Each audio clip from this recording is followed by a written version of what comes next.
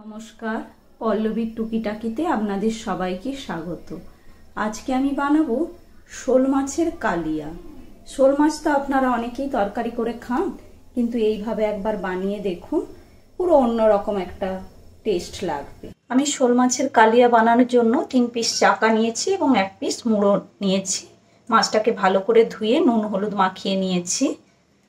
এরপরে এর মধ্যে আমি দেব আলুকে আমি এইরকম বড় করে টুকরো করে ভেজে রেখেছি নুন হলুদ মাখিয়ে, এবং এর মধ্যে দেব পেঁয়াজ। 1.5টা পেঁয়াজকে আমি ভালো করে কুড়িয়ে নিয়ে নিয়েছি, এর মধ্যে দিয়ে দিলাম। আমি মাছটা ভাজবো না, মাছটা আমি কাঁচা মাছের তরকারিটা তৈরি করব। পেঁয়াজ কুচি দিয়ে দিলাম, এর মধ্যে এবার আদা রসুন দিয়ে দিলাম। 1 চামচ আদা বাটা, 1 চামচ রসুন বাটা এর মধ্যে আমি দিয়ে দিলাম। এরপর এর মধ্যে আমি টমেটোকে পেস্ট করে দিয়ে দেব 1 চামচ, কিছুটা হলুদ গুঁড়ো, 1 চামচ ঝাল লঙ্কার গুঁড়ো, 1 চামচ কাশ্মীরি লঙ্কার গুঁড়ো, অল্প পরিমাণে গরম মশলার গুঁড়ো। এইভাবে সমস্ত উপকরণগুলো আমি ভালো করে মাখিয়ে নেব।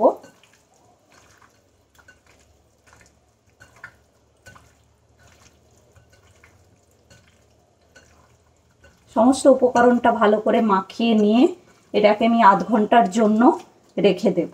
আধ ঘন্টা পরে আমি রান্নাটা করব। আমার আধা ঘন্টা হয়ে গিয়েছে, এবার আমি রান্নাটা তৈরি করব। এর জন্য কড়াইয়ের মধ্যে কিছুটা সর্ষের তেল দিয়ে দিয়েছি। তেলটা গরম হয়ে গেলে আমি যে মাছটার মধ্যে সমস্ত উপকরণগুলো মাখিয়ে রেখেছিলাম ওটাই তেলে দিয়ে দেব। তেলটা গরম হয়ে গিয়েছে, আমি সমস্ত উপকরণটা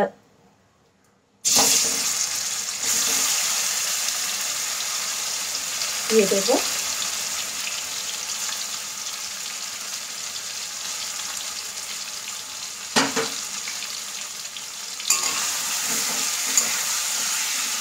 এরপর এটাকে আমি ভালো করে কষিয়ে নেব।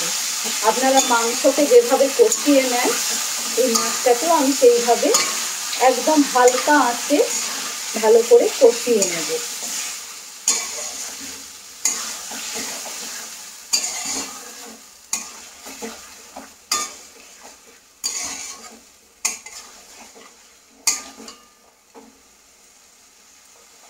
এরপর একটা চাপা দিয়ে দেব।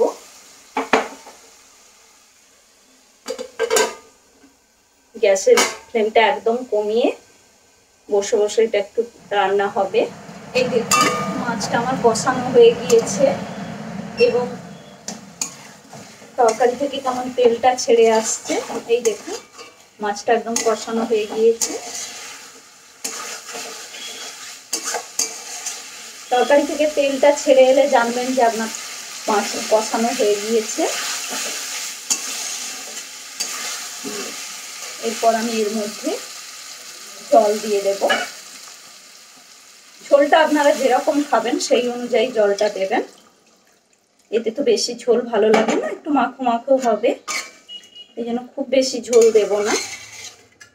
এরপর এটা আমি ঢাকা দিয়ে দেব। ঢাকা দিয়ে তরকারিটা হবে, আস্তে আস্তে হবে। এই দেখুন তরকারিটা আমার প্রায় হয়ে এসেছে।